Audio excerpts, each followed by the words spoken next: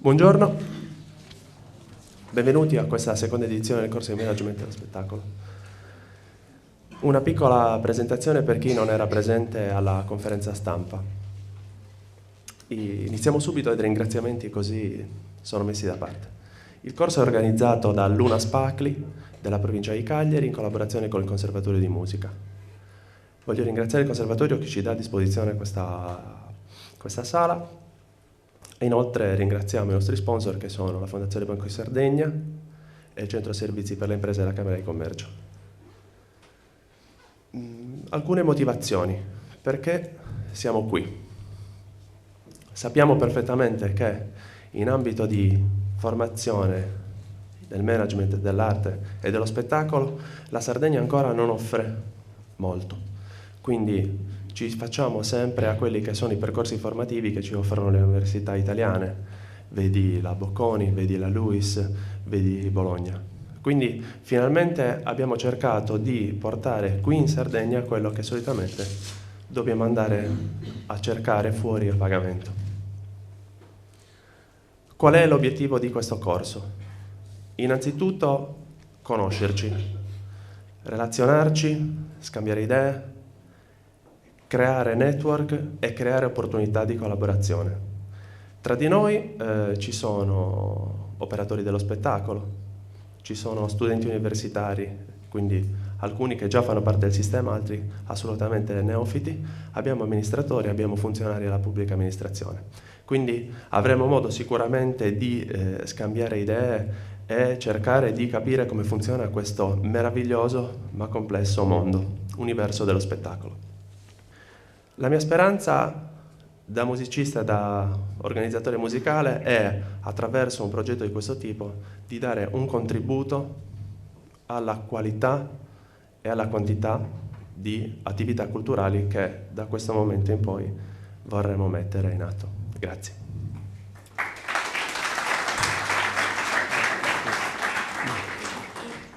Vi presento il relatore di oggi, si chiama Fabrizio Frongia. È il nostro presidente di Camus, è un esperto di progettazione culturale e per il resto credo che non abbia bisogno di altre presentazioni. Buon lavoro. Il ragionamento che volevo fare con voi oggi in pratica è questo. Il corso è Management dell'arte e dello spettacolo, ma in realtà io non vengo né dall'arte né dallo spettacolo. Io sono il prodotto, diciamo così, del volontariato culturale e sono diventato un operatore culturale semplicemente crescendo all'interno di questo ambito, passando per l'associazionismo, e il motivo per cui chi ha parlato fino adesso mi ha chiesto di venire a fare una chiacchierata con voi oggi è soprattutto questo, cioè cercare di capire come, nel mio caso, ma nel caso delle persone che con me lavorano ormai da 15 anni, è stato possibile passare da un'idea, e quindi come è stato possibile sostanzialmente immaginare di provare a seguire una passione, e vedere poi come questo si è trasformato in impresa.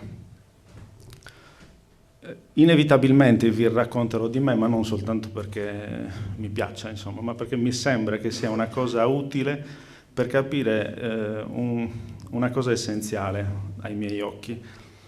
Chiunque voglia fare un percorso in questo settore realmente può farlo, può costruire cose molto grandi, deve sostanzialmente basarsi su due grandi elementi, su due elementi molto importanti, sempre secondo me.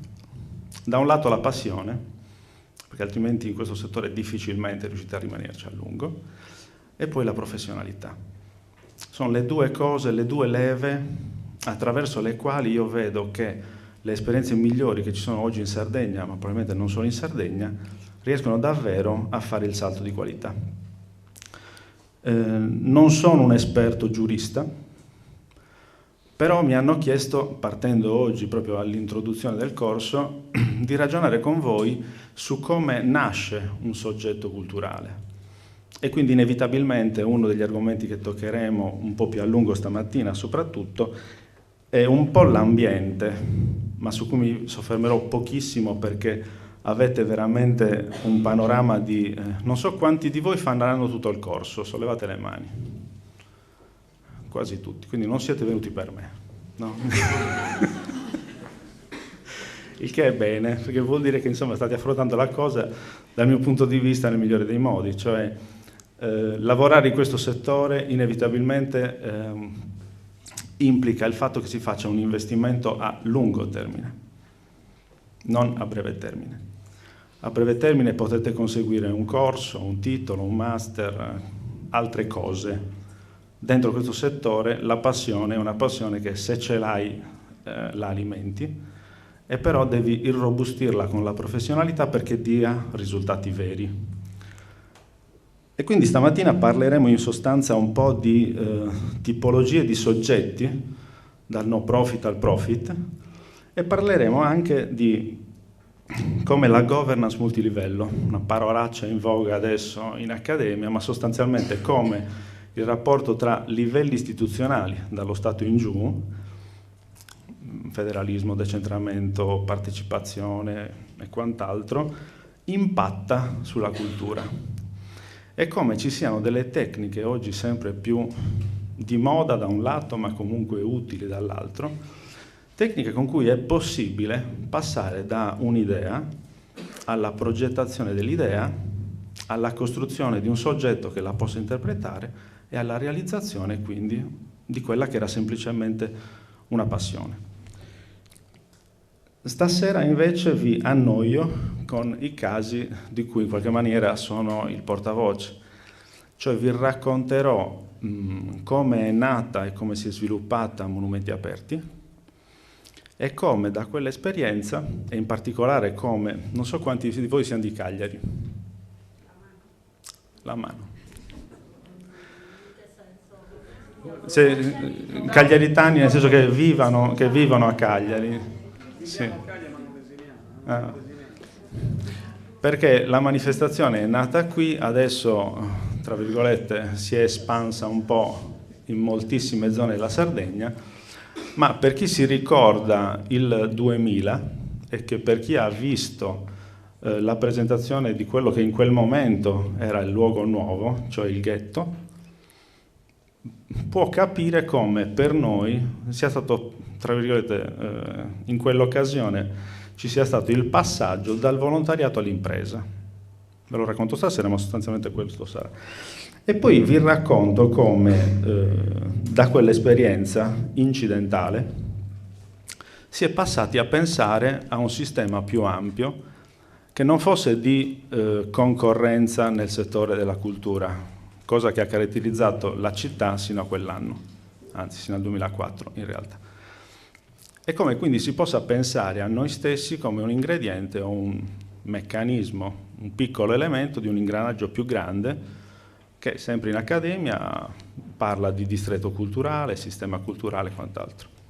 Nessuno di noi, se operato in questo settore, è una monade sola, nel senso che tutto quello che si fa nell'arte, nella musica, nello spettacolo dal vivo, nel cinema, all'auditorium qui, fa comunque parte di un meccanismo di crescita, o almeno a me così piace pensarlo, che non è neanche nostro, ma è di quelli che stanno insieme a noi e in teoria anche quelli che dovrebbero venire dopo di noi. Una delle cose che insegna Monumenti Aperti è che se lavori così tanto in profondità con i ragazzini e i bambini, inevitabilmente dopo te li ritrovi come fruitori di spettacoli, di meccanismi d'arte, di cultura, e te li ritrovi anche come visitatori alle mostre che fai, piuttosto che tirocinanti nei tuoi centri, piuttosto che collaboratori. Tutto questo è evidente, non ha uno spazio di tempo breve, però in 15 anni vi posso garantire che abbiamo visto persone fare i volontari, poi diventare tirocinanti e poi collaboratori. Questo è lo scenario di oggi. Se vi annoio ditelo, cioè fatemelo capire in sostanza.